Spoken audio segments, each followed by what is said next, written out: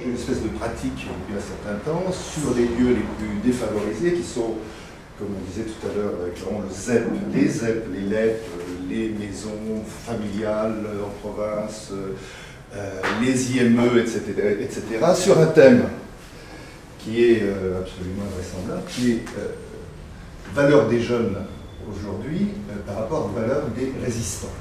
Qu'est-ce que les résistants avaient comme valeur et qu'est-ce que les jeunes aujourd'hui, dans un formidable espoir porté par les résistants, peuvent nous transmettre des systèmes de valeurs dans lesquels nous sommes. Donc, système de valeurs, c'est intéressant parce qu'à un moment donné, on n'est pas dans la morale, on n'est pas dans les idées reçues, on n'est pas dans ce qu'on pourrait appeler, je sais pas, un modèle, une modélisation, on est dans une expérience. Donc, je n'ai parlé que d'une expérience, et pas du tout d'une certitude ou d'un modèle définitif que j'aurais pu mettre en place. Pourquoi ça s'est passé comme ça? Il y a un certain temps,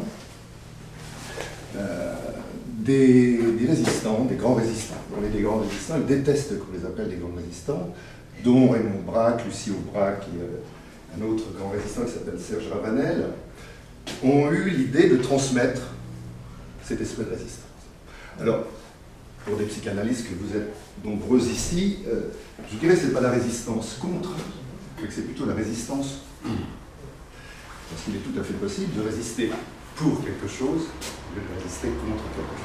Et je pense que c'est là où ça a commencé à devenir absolument passionnant, c'est-à-dire que cette transmission, ces êtres qui un jour ont résisté, et pourquoi ont-ils résisté alors que les autres ne résistaient pas? C'est-à-dire que pourquoi, à un moment donné de l'histoire, en 1940, 1% de la population, c'est-à-dire qu'ici, si on comptait le nombre de gens et qu'on divisait par 1%, alors que nous sommes tous sûrs que nous sommes des grands résistants, il n'y avait personne. Voilà. Donc c'est pour vous faire représenter un peu ce qu'est résister à un moment donné de l'histoire et qu'est-ce que c'est que cette conscience historique qui fait que peut-être aussi, au-delà simplement de soi-même, au lieu de sa relation au monde, on va se dire « je refuse ». Je refuse et comment je vais m'organiser pour refuser. C'est la deuxième chose. C'est pour ça que je dis psychologue de base, parce que c'est un militant de base qui parle. C'est pas un intellectuel qui aurait une vision du monde et qui essaierait de la transmettre. Et je n'ai rien contre, hein, je ne dis surtout pas ça. Enfin, bon, j'ai un petit peu de malheur, mais c'est vraiment quelque chose de ce niveau. Qu'est-ce que je dois faire plutôt que qu'est-ce que je penserais que l'on doit faire? Et ce jour-là, un certain nombre d'individus, qu'on pourrait presque qualifier d'autres, sinon d'exceptionnels, se sont mis en marche petit à petit avec qui un tract, qui une rencontre, et qui 4 ans plus tard se retrouvait avec des milliers d'individus en armes pour sauver un pays. Ridicule, vous me direz-vous, de parler comme ça à un moment donné de l'histoire, et de se dire, tiens, il peut exister quelque part des individus qui n'acceptent pas, mais qui, en plus de ne pas accepter, sont aptes à s'organiser. Et l'histoire du 68 art que je fus, mais je fus politique avant 68, donc il ne faut pas 68 qui m'a amené à la politique, me fait dire que sans action, sans certitude que l'on peut s'organiser pour vaincre, ce n'est pas un meeting politique que je suis en train de faire. Hein. Je pense qu'il n'y a pas possibilité de se comprendre. Se comprendre est une chose, mais comprendre est une autre chose. Je pense que dans la réalité dans laquelle on se trouve, on est condamné à mettre en marche un modèle qui, pour certains, sont des modèles qui sont, j'allais dire, dangereux. Qu'est-ce que c'est que remettre en cause un système? Qu'est-ce que c'est que ne pas accepter, à un moment donné, que ça pourrait être tout autre que c'est? Je sais qu'on a entendu des histoires sur les images, qu'on a entendu la manière de dire est-ce que l'image est populaire, est-ce que le peuple est apte à bouger? Je pense que oui, sans image, mais avec une vision. Et que notre vieux Dieu flanqué quelque part, pourquoi il dit quelque chose et non rien, c'est pas le sujet. C'est ça qui me touche dans ce qu'on dit. Dans le fond, je suis très mal à l'aise ici parce que ça n'est pas le sujet. Le fait d'un monde sans Dieu, il y en a beaucoup qui s'en foutent royalement. Et qui, comme on le disait tout à l'heure, sont tout aussi moraux, tout aussi épris de valeurs et de systèmes de valeurs que peuvent l'être les individus qui réfléchissent, soit issus du catholicisme ou issus de n'importe quelle forme, ou profondément athées, ou profondément psychanalystes, et refusant une modélisation plus spirituelle. Donc c'est un petit peu là-dessus que moi je me suis dit si nous faisions quelque chose. Donc ce jour-là, nous avons essayé de trouver un modèle, un prototype. Nous sommes partis avec les résistants, Et nous sommes entrés dans les classes, comme bien entendu, les plus difficiles, parce que les résistants ont toutes les propositions à Henri IV, à Louis le Grand, mais dans les ZEP du côté de Trappes ou au fin fond de Dax, où j'étais encore hier, il n'y a pas du tout ce regard. On est dans quelque chose qui est de l'ordre de la jachère, les amours dans la jachère. Et on a commencé ensemble, donc avec des classes immenses, c'était des classes immenses, il y avait 5-6 classes, il y avait les proviseurs, il y avait les professeurs d'histoire, il y avait tout le monde qui regardait ça, il y avait les grands résistants, au Braque, Lucie Aubrac, c'était un spectacle presque autour de ça, et on essayait de mettre en place un modèle qui faisait dire que, attention, vous venez d'entendre quelqu'un qui vous parle de la résistance, qu'est-ce que c'est qu'un être qui refuse quelque chose, et vous, jeunes de banlieue qui êtes là autour de la table, vous avez là exactement le même modèle. Et là, on a commencé à dire, bon, écoutez, si vous vouliez aujourd'hui vous battre pour quelque chose, si vous refusiez quelque chose, vous refuseriez quoi? Et dans la seconde, il y en a qui a levé la main, monsieur, je me battrai pour le sexe. La deuxième a dit, je me battrai pour le sexe, donc pour le sexe, pour l'argent, et le troisième a dit pour la drogue. On avait un merveilleux panel de ce pourquoi nous étions venus faire, c'est-à-dire sur les systèmes de valeurs et comment faire évoluer la pensée. Donc, première approche des systèmes de valeurs d'un monde où Dieu n'est pas le sujet, pour l'instant, on pourra revenir dessus, mais pour lequel n'est vraiment pas le sujet. Spontanément, nos jeunes et jeunes évolus d'un système dans lequel nous sommes malheureusement participants, sortent les éléments les plus clés des antivaleurs qui peuvent exister dans la période actuelle. Vous comprenez que les 100 élèves ont frémi quand même pour certains, que les proviseurs ont commencé à se demander ce qu'on était en train de faire, et que bien sûr les résistants se sont dit si c'était bien la bonne personne qui devait travailler avec ces différents élèves. Et puis, bon, maintenant, nous allons trouver un deuxième modèle où on essaie de les faire travailler un tout petit peu plus loin. C'est bien joli, ok, le sexe, la drogue, ok, d'accord, mais est-ce que c'est pas un peu de provoque, et là-dessus, est-ce que vous jouez pas un petit peu avec nous, etc. Bon, je vous passe les détails, et petit à petit, bien sûr, parce qu'on a commencé à dire, bon, écoutez, voilà, on va essayer d'imaginer que nous sommes des résistants de 2001 à l'époque, et que nous sommes des chevaliers qui voulaient nous battre pour quelque chose. Et là, petit à petit, les systèmes de valeurs se sont mis. Systèmes de valeurs que je référerais plus à l'axiologie qu'à la morale. On n'est pas dans ce qui est bien, ce qui est mal, mais ce qui fait qu'à un moment donné, un être humain est capable de se mettre en action au risque de sa propre vie pour dépasser le système dans lequel il se trouve et pour dépasser toute volonté de se servir ou d'être récompensé ou d'avoir un système qui lui permettrait plus tard, à travers toute la difficulté qu'il va subir, de pouvoir avoir quelque chose qui rééquilibre ce travail qu'il avait fait. Pas du tout. C'est pour ça que je trouve que c'est intéressant, parce que ce mot de l'absence de Dieu, pour eux, est important, puisqu'ils n'ont rien à faire à partir du moment où justement on les met en branle par rapport à leur véritable volonté d'exprimer un système de valeurs qui est beaucoup plus profond, qui est beaucoup plus universel. Première constatation, ce fut quand même assez long, hein, on a mis 2 ans à peu près à mettre vraiment le protocole en face, mais avec d'autres actions qui étaient, on était dans la classe et on disait, toi, qu'est-ce que tu en penses? Moi, si j'étais, moi je tuerais tous les juifs, et l'autre répondait, je tuerais tous les arabes. C'est-à-dire qu'on n'était pas dans un modèle où on pouvait se dire, attention, nous sommes sur un tapis de rose, on était vraiment dans quelque chose où il y avait un véritable affrontement, mais pas affrontement autour des musulmans ou des chrétiens, etc., mais affrontement autour d'un système de valeurs qui lui-même était profondément perturbé et qui commençait à, pour nous, devenir un système d'anti-valeurs. Je pense qu'on imagine qu'on peut avoir des valeurs, mais je pense qu'aussi on peut avoir, et ce qui est en train de se passer, des anti-valeurs. C'est pour ça que, quand on regarde des images, je crois que, certes, je ne sais pas si le peuple est sensible aux images, mais je pense que l'abreuvement, disons-le comme ça, d'images actuellement qu'ils subissent, indépendamment de toute référence, de tout outil d'analyse, de toute manière de pouvoir même en comprendre le sens profond, parce que Dieu sait si les fabricants d'images qui sont autour de nous sont des gens qui ont une volonté réelle de transformation de la pensée du monde.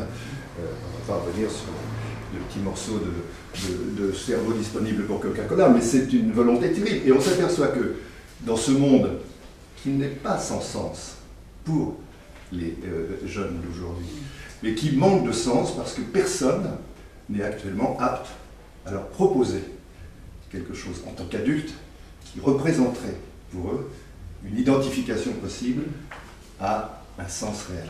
Et c'est pour ça que la démarche du psychosociologue dans une entreprise ou dans un espace culturel ou dans une classe ou dans une prison, puisque le fait aussi, est sans intérêt. Que vient foutre un psychosociologue ou un psychologue, même de base, face à, on était à Fleury-Mérogis avec un Aubrac il y a 3 jours, entre le fait que vous recevez les bouteilles, les carottes, les hurlements, les doigts d'honneur, etc., dans la seconde à peine vous avez franchi la porte, et le fait qu'un vieux monsieur de 97 ans vient leur parler d'éthique, de ce qu'est le monde dans lequel il est, ce pourquoi il a combattu, et que en 2 ans de temps, une prison complète passe de l'état de violence à l'état de reconnaissance. C'est-à-dire qu'on était accueillis à coups de bouteille, on est ressorti avec respect et voilà. Pour vous montrer que, je ne sais pas si c'est très explicite, l'expérience n'est jamais très probante, mais au moins elle décrit que foin du camarade Dieu, que je mettrai comme un verbe et non pas comme un mot, hein, entre crochets, Laurent. En plus, la chance, c'est que, puisqu'on travaille beaucoup sur le fait d'être humain, enfin, tout ce qui nous relie dans ce travail, c'est le thème d'être humain. Le génie de l'être humain, c'est qu'à la fois c'est un substantif, et puis que c'est un appel extraordinaire à l'action pour être humain. Et donc, dès qu'on passe dans cette petite manière de représenter à nouveau l'échange qui peut se faire entre eux et nous, entre ces personnages qui ont vieilli, mais qui pour eux n'étaient plus que des personnages historiques, qui brusquement deviennent des gens qui, ça c'est intéressant, redeviennent au même âge qu'eux. C'est-à-dire le résistant avait 20 ans. Il en a 97, mais il avait 20 ans. Et brusquement, eux qui n'ont plus aucun sens de la chronologie, plus aucun sens du temps historique. Hier on disait, comment on appelle les résistants? Question, comment on appelle les résistants? Alors, bien sûr, c'est pour leur faire lire les terroristes, puisqu'on les entend parler tellement de terroristes, pourquoi d'ailleurs tout à l'heure, et là j'ai des poilus. Donc, comprenez que face à cette non-sens, à ce non-sens fourni par le monde des adultes, il y a une espèce de tentation de réorganisation, mais qui pour l'instant n'est absolument supportée par rien du tout. Je crois que là c'est notre extraordinaire échec.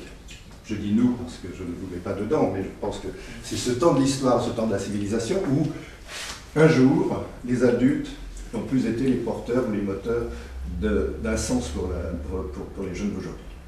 Alors que lorsque vous travaillez sur un long terme, lorsque vous travaillez en profondeur, même dans les IME, j'ai eu des exemples de jeunes filles qui se levaient avec certainement une grande faiblesse intellectuelle, mais qui se levaient sur le thème « Qu'est-ce que c'est qu'être humain ?» et qui disaient, rougissante, « Monsieur, être humain, c'est être noble ». Et je crois que ce retour à la noblesse, ce retour à cette envie de faire qu'un être humain quelque part, que tous ces êtres humains abandonniques, même plus abandonnés, je veux dire, complètement abandonnés, enfin je veux dire, on est dans une grande désespérance, et qui n'est pas la désespérance due au manque de sens ou au manque de Dieu, mais qui est vraiment la désespérance due au manque du fait que quelque part, nulle part, il y a un projet qui s'est mis en marche et que les adultes pourraient être représentatifs de l'espérance de ce projet. D'où, que faire? Sommes-nous dans une quête du langage? Sommes-nous dans la quête de Dieu? Sommes-nous dans la quête d'un sauveur suprême ou d'une organisation terriblement politiquement dangereuse? Ils sont complètement disponibles à toutes les formes et à toutes les propositions. Alors, ce petit travail de la graine sur la pierre ou de la graine sur le petit jardinet qui leur est personnel, au bout de 10 ans, on a peut-être travaillé avec 30 000 élèves. On ne peut pas dire que le monde s'est basculé grâce à ça. Mais c'est pour donner l'idée que, certes, Dieu est intéressant. Et je pourrais vous dire que si je suis là, à 67 ans, dans une classe ou avec Ravanel ou Aubrac de 97 ans face à 10 délinquants qui en 2 heures sont devenus de futurs résistants, mais au niveau de l'honnêteté la plus pure et la plus belle, et je vous assure que je ne raconte pas l'histoire, comment faire pour que ça se réorganise, pour que ça se représente, pour que ça recommence, pour que ça se réengraine. Et c'est un petit peu ça que je dis quand je suis psychologue de base. Bien sûr, j'ai commencé à faire de l'antipsychiatrie avec de rugby à Gentis au fin fond de Chaille et de etc. Bien sûr que j'étais voir les Indiens et que, bon an mal an, est-ce la chimie, j'ai eu aussi l'expérience de Dieu, je veux dire l'expérience de l'au-delà. Alors je ne sais pas si c'est l'expérience du trou, mais c'est l'expérience de l'au-delà. Et l'au-delà de quelque chose, de ce qui est aujourd'hui existe. Et avec des représentations qui sont tout aussi riches que les représentations qui sont là. On n'est pas dans le psychédélisme avec des petits triangles de couleurs, on est vraiment dans un autre temps et dans un autre rythme et dans un autre monde. Donc, est-ce que cette expérience-là est intéressante? Est-ce qu'elle est probante? Est-ce que le fait que des millénaires de l'histoire d'un certain nombre de tribus donnent la preuve objective qu'ils sont capables de vous faire connaître, ressentir le sacré? Parce que on a parlé beaucoup du religieux, on a peu parlé de spiritualité et on a peu parlé de sacralisation. On a parlé de rituel. Le rituel, c'est ce qui protège aussi, hein, c'est ce qui permet aussi de réorganiser justement un angle de sens et de redonner au moins une filiation avec une société, si c'est le rituel de la société. Donc on a toutes ces données qui font que certes, c'est beau, ça existe. Je vais faire un truc qui va déplaire à Isabelle, dans le livre de Arlette Collet. Non. Voilà, bon, je peux le faire alors. Vas-y, ce que tu veux. Arlette dit: la psychanalyse reste aujourd'hui la seule ligne de résistance à l'asservissement de l'être, parlant aux multiples techniques, parlant aux multiples techniques de manipulation qui tendent à le formater. C'est ça que nos jeunes aujourd'hui ne peuvent plus entendre. D'ailleurs, ils ne le lisent pas. Mais ils ne peuvent pas entendre qu'à un moment donné, il n'y a plus qu'une seule réponse quelque part à quelque chose qui leur manque. Et surtout à la résistance. Je veux dire, la résistance, on l'a faite contre, et Dieu sait si on a analysé les résistances contre, mais on a très très peu travaillé sur la résistance pour. Et comment à un moment donné, la résistance pour ne m'engage pas simplement avec mes grandes idées, mais avec mon corps. La résistance, c'est celui qui sait qu'il va mourir. Je vous enjoins d'aller voir mon Valérien pour ressentir ce que peut-être même 60 ans plus tard, le fait d'arriver dans un endroit où on va être fusillé sur sa propre décision. On n'est pas dans la soumission, on est dans la volonté de transformation à ses plus grands risques et à ses plus grands périls. Alors est-ce qu'on est dans le religieux? Et aucun des résistants que j'ai rencontrés n'ont été des hommes qui m'ont parlé une seconde de religion. Pour eux, c'est l'humain. Pour eux, c'est l'humain. Et à chaque fois qu'on va chez l'humain, et ça va des CM2 au terminal ou chez les longues peines de Fleury Evangélis, à chaque fois qu'on parle à l'humain, alors ça va être une longue discussion. Qu'est-ce que c'est qu'être humain? Qu'est-ce que c'est que ce sacré humain? Qu'est-ce qu'il a? Pourquoi il est là? D'où il vient? Qu'est-ce qui le relie? Qu'est-ce qui fait que tous ici autour de cette salle, on est les mêmes? Et ça, je persiste, nous sommes les mêmes, indépendamment de la manière dont nous sortons de cette terrible situation d'être humain. C'est ce que nous quêtons. Et là, Dieu n'est pas nécessaire. Ouf. Je dis ouf. Je dis ouf, parce que c'est vrai que ça ne se pose pas, la question ne se pose pas. Alors on va rencontrer le religieux. Le religieux, comme on détestait les islamistes aujourd'hui, comme on détestait les communistes à un moment donné de l'histoire de la CIA. Je veux dire, alors je vais faire de la politique là, vous allez dire, mais je veux dire, on est manipulé d'une manière extraordinaire. C'est-à-dire que notre conscience à nous, qui sommes légèrement plus dans l'élite, je pense que l'élite elle est financière maintenant, hein, elle est plus intellectuelle. Je pense que ce qui nous sommes encore dans cette élite, elle est extrêmement fragile. Elle est extrêmement fragile. On est revenu au Moyen-Âge de la pensée. Encore, le Moyen-Âge était beaucoup plus lent, au primitivisme de la pensée.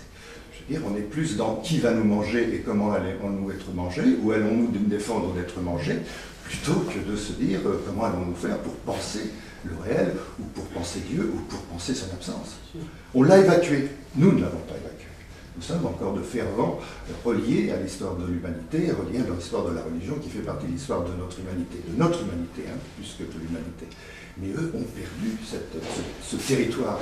Ou alors il est tellement caricaturé, il est tellement devenu un outil de protection par rapport au réel. C'est-à-dire, quand vous parlez de ces petites jeunes filles islamistes, ok, je suis complètement d'accord, j'en ai vu un nombre extraordinaire qui était au contraire d'une rigueur, d'une intelligence et d'une manière d'être au monde absolument extraordinaire et qui disait merci pour monsieur être venu parce que l'école de la République nous a appris à avoir des choses qu'on n'aurait jamais vues si on était resté dans notre religion. Donc il y a aussi ce modèle de fonctionnement, c'est-à-dire que À la fois, ils sont capables d'être très extérieurs, d'être des vrais mutants. Je pense que l'histoire des jeunes aujourd'hui, à travers une petite, longue expérience, est en mutation. C'est-à-dire que nous ne sommes plus aptes à comprendre réellement qui ils sont devenus ou qui ils sont en train de devenir. On est à la fois dans une tabula rasa complète, c'est-à-dire qu'ils sont ahistoriques et acculturés. Ça, c'est une certitude. Pour à part quelques-uns, bien sûr, c'est sûr que le plus grand nombre est redoutablement arrivé à un stade de non-conscience. Je ne dis pas ceux qui vont aller jusqu'en terminale, faire philo, aller peut-être en prépa, etc. Non, le plus grand nombre, ceux qui vont quitter le BTS, ceux qui, etc., etc. Ils ont perdu complètement la référence à la réalité telle que nous avons pu la connaître. Soit on bascule dans une barbarie réelle, soit on met en place quelque chose de neuf, et c'est notre nécessité, c'est de réapprendre le nouveau. Et ce qui me fascine dans les sciences cognitives, et qui c'était pour moi déjà un petit pas en avant par rapport à ce que l'analyse a mis en place, je ne dis pas que je remets en cause l'analyse, mais je remets en cause le fait que l'analyse ne serait qu'un moment terminé de l'histoire de la conscience humaine. Je dis qu'en ce moment, il y a un modèle extraordinaire, des nouveaux modèles qui montrent qu'effectivement, on peut penser l'homme d'une autre manière. Et qu'on ne le pense plus, on le pensera simplement, plus on risquera d'éveiller des gens qui ne savent plus penser réellement et qui ne penseront jamais de la même manière que nous avons pensé. Je suis à la fois très optimiste, tragique, très optimiste et tragique sur ce qui est en train de se passer, mais en même temps, je suis très inquiet sur l'abandon que les adultes peuvent faire à ce monde-là. Et c'est plus un abandon, c'est pas une déréliction, je veux dire, c'est pas ni l'abandon, ni la crainte, ni la perte de Dieu, c'est la perte de la représentation de ce qui est possible dans l'évolution de notre humanité nous-mêmes. Nous sommes à un stade d'involution. Parce qu'on est possiblement en train d'involuer. Et que le que faire, pour moi, est certes déjà posé en 1915 par notre camarade Lénine, mais que le que faire, il est à nouveau extrêmement, extrêmement important. C'est-à-dire, comment allons-nous au moins transmettre, parce que la transmission de la résistance, c'est ça, hein, c'est transmettre non pas une mémoire guerrière, mais transmettre le fait que certains sont aptes à résister et comment ils sont capables à un moment donné de faire passer cette idée de résistance et de refus, c'est du refus, et on ne va pas reprendre le résister, c'est créer de Lucie Aubrac, mais aussi de transformation, de réelle création de l'essence de l'humain en quelque chose qui va aussi leur apporter cette vision nouvelle qu'ils devraient avoir. Il n'y a plus de vision. Vous leur demandez, c'est quoi votre avenir? C'est presque animal, je veux dire, c'est se reproduire. Le premier mot qui vient, c'est se reproduire. C'est quoi être humain? C'est manger, c'est boire, c'est avoir de l'argent, c'est quoi être humain? Donc on est dans la preuve objective que l'humanité a eu à un moment donné de son histoire la possibilité d'évoluer d'une manière extraordinaire, et nous sommes dans le constat au moment où nous arrivons à 7 milliards qu'il y a quelque chose qui s'arrête. Alors qu'est-ce qui nous arrête? Est-ce les préjugés? Est-ce qu'on nous a inventé ce que l'on nous dit?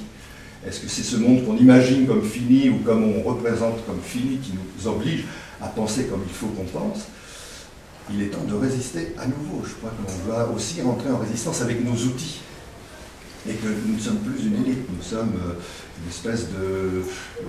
Il y a l'exposition des Africains qui montre comment on les mettait dans des cages à une époque pour les montrer.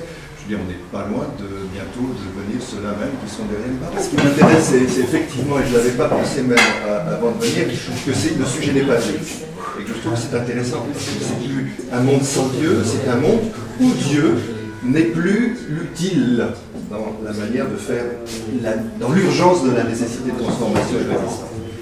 C'est plus lui qui est là pour nous dire, et c'est bien, c'est mal, qu'il faut faire, ce qu'il ne faut pas faire. On l'a. Il est ni nié, ni évacué, mais il y a une telle urgence dans la réalité immédiate. Quand on était dans la grotte et que l'ours nous mangeait ou on allait manger l'ours, c'était ça ou ça. Je pense qu'on est revenu exactement.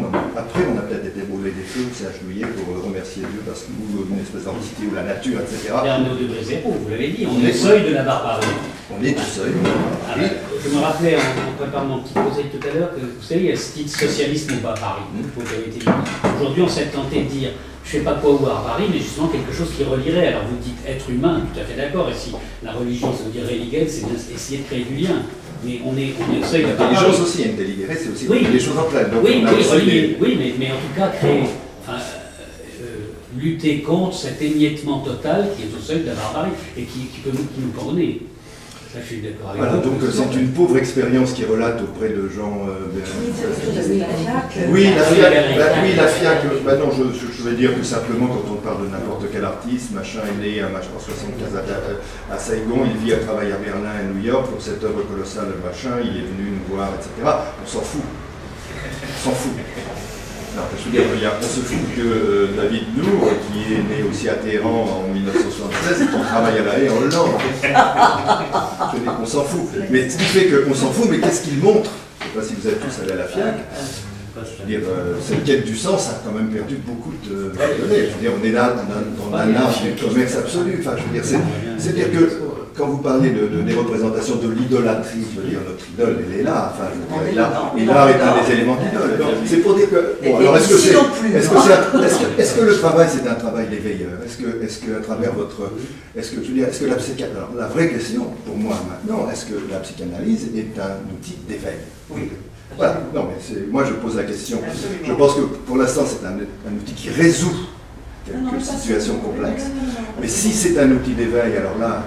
Tu devrais lire le livre d'Arlette. Au secours. Oui, non, mais je vais le relire bien sûr, donc j'ai fait exprès. En plus, c'est étonnant, enfin, je vais en dire deux mots, c'est que on en arrive à des points similaires, si tu veux. Elle dit tout à fait cette histoire d'animalité. Elle le dit, mais elle le démontre. Et ce qui est très intéressant dans cette sorte de Dieu dont on se contrefout, parce que c'est pas Dieu, si j'ai essayé de me faire entendre tout à l'heure sur ce sujet, c'est la fonction Dieu. Voilà, au sens de structure et de psychisme. Et je crois que le truc, c'est est-ce qu'on peut vivre sans un autre qui nous pense? Et c'est ce que tu dis. C'est ce que dit Laurent aussi. C'est-à-dire, si je fais le pont, c'est un au-delà. C'est-à-dire l'au-delà, penser l'au-delà de soi, comme disait Laurent. Ce qui va au-delà de soi.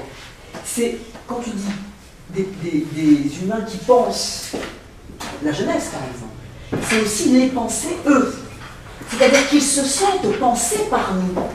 Voilà. Et ben voilà. Et ben c'est ça que je veux dire. C'est-à-dire que la fonction Dieu, dans ce que c'est pas Dieu, c'est l'autre, avec un grand A. Et d'ailleurs, c'est engagé comme ça aussi. Est-ce qu'on peut se passer de la fonction autre avec un grand A? Je pense pas. Que ce soit Dieu. Moi, je t'apporte la réponse. Mais voilà, et ben voilà, non, on ne peut pas s'en passer. Et c'est pas Dieu, évidemment. Donc un monde sans Dieu, on aurait pu l'écrire un monde sans autre pour l'interrogation. Sans autre, avec un grand A. Voilà. On ne peut pas. Mais c'est ça, mais on est dedans, parce qu'on dit autre chose. C'est Dieu, et au sens où Dieu est inconscient. Enfin voilà, pour la psychanalyse, c'est un lieu pour l'autre. Voilà. Est-ce qu'il y a encore du lieu, un lieu, pour représenter de l'autre? Et les grands peuples les plus sacralisés ou les plus spirituels ont mis l'autre dans l'au-delà. Voilà. Et ils vont le chercher dans l'au-delà. Mais voilà. Et c'est l'au-delà dont tu parles, c'est-à-dire que la déshérence dont tu fais preuve pour ces jeunes gens que tu rencontres, c'est qu'ils ne sont pensés par personne, si ce n'est par un capitalisme effréné, comme tu dis, qui pense à eux, en effet, pour les Nike, voilà. Et que c'est pas ça qui fait sens. Comment dire, pour en avoir des valeurs, ou s'appuyer sur des valeurs, il faut bien qu'on ait eu un autre qui nous pensait. Qui nous est pensé avant, mais je veux dire... Sauf qu'il ne faut pas se tromper l'autre cette fois-ci. Non, mais tu as compris. Voilà. Cet autre, c'est toi. Enfin, c'est ce que tu essaies de dire là. C'est nous. Mais oui, évidemment. C'est nous aujourd'hui qui avons la chance et la culture et le temps et l'expérience pour pouvoir le penser, pour pouvoir l'agir, pour pouvoir le mettre en acte. Voilà. C'est évident voilà. Que le dernier rempart. Alors, en toute modestie. Mais quand... J'ai juste une réserve, c'est que la notion d'homme, si elle n'est pas une catégorie de la science, c'est-à-dire de l'anthropologie, voilà. C'est-à-dire qu'il n'y a qu'une seule humanité dans la nature, avec des repères symboliques identifiables et traductibles, plus ou moins. La seule chose qui fasse tenir le signifiant homme, c'est-à-dire que dans la nature et dans l'histoire, c'est une théologie. En l'absence de théologie, ça ne tient pas l'humanité. Et même, on pourrait dire qu'actuellement, moi j'ai une crainte, c'est que la multiplication des interprétations sur l'origine humaine, c'est-à-dire la pluralité des sources, qui est une question de plus en plus complexe, parce qu'il y a eu une mystification sur il n'y a qu'un arbre, etc., qui était une construction un peu, disons, un peu positiviste du fait humain par rapport à l'évolution animale. Aujourd'hui, il y a une pluralité de sources. Alors c'est intéressant parce que c'est un peu plus compliqué Chacun sa version. que ça n'y paraissait. Mais cette pluralité de sources, sur le plan symbolique, elle tend à poser une question, c'est l'unité du genre humain. C'est-à-dire, est-ce qu'il n'y a pas plusieurs sources? Donc plusieurs, à la limite on peut aller très loin, je sais ce que c'est, ça tient à une espèce sur le plan biologique. Mais dans l'interprétation de la multiplication des sources, on peut douter même de la persistance du concept d'unité humaine. Et à ce moment-là, si le concept d'unité humaine ne tient pas, puisqu'il est aussi attaqué par un autre plan, c'est qu'ici 10, 15, 20 ans, je ne sais pas, c'est une question de minutes, j'exagère évidemment, métaphore. Les capacités à modifier la structure biologique de l'être humain vont être absolument actualisées, c'est-à-dire elles vont être mises à l'œuvre. Oui, elles ne sont que de façon extrêmement encore ténue et fragmentaire, et bornée par des interdits juridiques qui délimitent. Dès qu'on va toucher à l'unicité biologique des corps, qui est quand même encore déterminée par un processus sur lequel nous n'avions pas jusqu'à maintenant pouvoir, le concept d'homme des deux côtés ne tient plus. Donc s'il n'y a pas une théologie ou une anthropologie naturaliste qui le fasse tenir, ton postulat qui est de dire il faut maintenir quelque chose qui s'appelle nous autres êtres humains, je ne sais pas ce qui le fait tenir. Oui. Et ça pose la question du sacré. Parce que là, le sacré revient. On en a parlé ce matin. C'est-à-dire que si on désacralise, c'est lié au théos, hein, eh bien on peut toucher. On peut y toucher. C'est-à-dire qu'on peut toucher au corps comme un objet. Comme un objet. C'est-à-dire le statut de l'humain ne tient plus. C'est ce que tu dis. Et c'est là où, en effet, c'est vachement important. Parce que du coup, est-ce qu'on peut tenir sans une théologie? Ça, c'est vachement important. Je vais être anti-lumière. Enfin, peut-être non, parce que dans les lumières... Pour eux, la question n'est plus. Oui, pour eux. Notre question est, bien sûr. Mais pour eux, cette question est... Non, elle ne tient plus pour nous non plus, à vrai dire. Sinon, tu ne pourrais pas dire, si tu n'étais pas dans ce scepticisme par rapport à la persistance même de quelque chose qu'il faut reconduire comme principe politique et éthique, et qui est nous autres, êtres humains, si tu n'étais pas dans...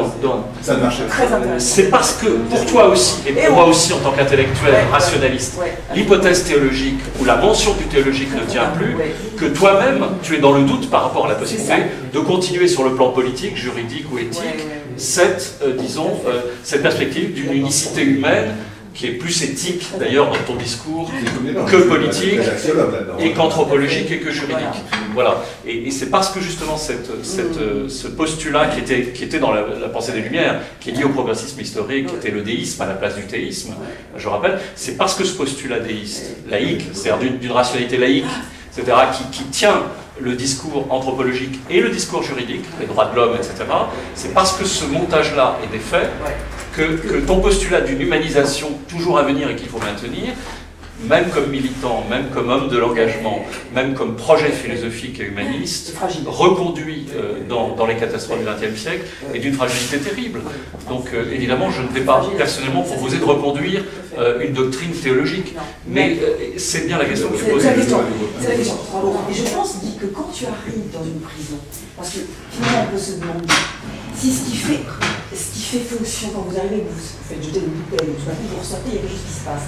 C'est questionnant. Tu te dis, qu'est-ce qui se passe? Moi je me demande, parce que moi j'ai une idée, tu vas me dire ce que tu en penses, c'est que du fait même que vous alliez visiter, c'est-à-dire que vous y alliez, hein, vous êtes de l'autre.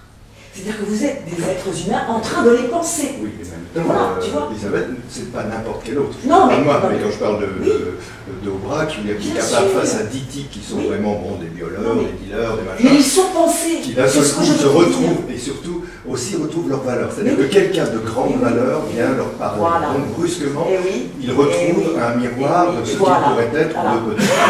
Mais ils sont pensés. Mais ils sont à ce moment-là. pensés. Et c'est pour ça que ça marche. Et pensés avec la grande justesse. C'est critique, sans jugement. Ils sont pensés tels qu'ils sont, au-delà simplement de ce qu'ils apparaissent. Ou alors ils héroïsent, entre guillemets, le résistant. Et alors là, on a un échec, parce que brusquement, il y a des hommes au-dessus des choses, et qui seraient ceux qui sont plus grands que nous, qui sommes bien petits. Ou alors, justement, le résistant a cette intelligence suffisante pour parler de ses propres valeurs, et qui fait qu'on s'engage, et que l'humilité fait partie de la base de tout engagement possible à travers ceux qui ont vraiment été des très grands, je veux dire, des hommes, ils détestent qu'on les appelle grands, mais ce sont des hommes, dans toute la noblesse de sa terminologie, deviennent effectivement les derniers supports de ce que ce désir-là inconscient, vraiment d'être quelqu'un, d'être quelque chose de reconnaissable et qui a sa valeur dans la réalité humaine, les transforme. C'est un peu Natanor. Je suis bluffé le premier, hein, je veux dire, de voir que comment à un moment donné, un individu qui n'est plus que la fin de son histoire raconte une histoire absolument admirable où il est à la fois dans le macro-historique, dans le micro-historique, dans son histoire, dans l'anecdote, dans le psychologique et le lien avec ses amis, et qui crée brusquement une espèce de sens complet, puisqu'il a même le dernier avoir eu le droit de vie et de mort, il redonne tout le sens, c'est-à-dire y compris par rapport à des gens qui s'interrogent sur la peine de mort, s'interrogent sur la mort, sur ce que c'est que tuer, etc. Donc ceux qui seraient au cœur du pire qui puisse exister retrouvent aussi tous les mots qui montrent que le pire, c'est pas forcément eux et que ça fonctionne autrement. Il y a quelque chose qui est très intéressant, et là on n'est pas du tout dans la représentation hors humanité. Hein, excusez-moi. Non, j'aurais juste une question à vous poser. Là, vous parlez quand même d'une population très particulière, parce que Fleury-Mérogis, c'est pas Data. Non, et non, mais vous êtes allé, c'est pas Data. Qu'est-ce que vous pensez de ce mouvement des indignés? Parce qu'ils sont de la même génération. Le problème des indignés. Voilà, et c'est Stéphane Hessel aussi qui est. Stéphane Hessel, je connais très bien Stéphane Hessel. Mais on va très vite. Non, je pense que le problème des indignés, c'est que ça n'est qu'une manière différente de réagir à quelque chose sans l'organiser. Tout le problème, c'est l'organisation. C'est là où on va faire de la politique et c'est pas le moment. Mais je veux dire qu'à un moment donné, et c'est le génie, entre guillemets, des résistants, c'est qu'entre le moment où ils refusent et le moment où ils vaquent, je sais pas comment dire, ils se sont organisés, c'est tout, point. Ils ont mis en armes des gens, ils se sont en armée, ce qu'on pense de De Gaulle, si on veut, mais en même temps, c'est le seul qui est capable de dire du haut, je vais remettre, restructurer. Les indignés, ils s'indignent.